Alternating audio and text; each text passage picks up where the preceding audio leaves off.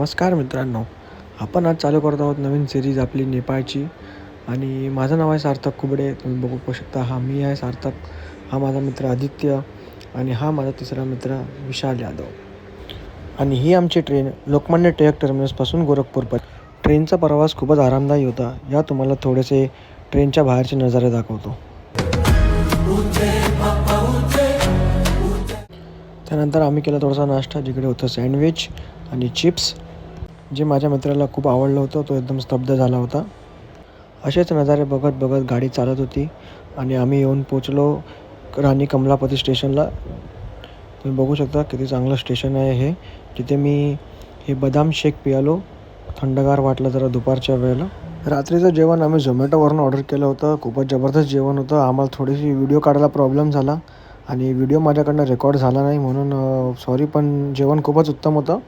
आणि ते जेवून मग आम्ही सकाळी 7च्या सुमारास गोरखपूर स्टेशनला पोचलो. आणि तिकडनं एक टॅक्सी केली, जिकडे माझे मित्र टॅक्सीमध्ये बसून स्टाईल मारत होते. हा एक पहिला, हा एक दुसरा.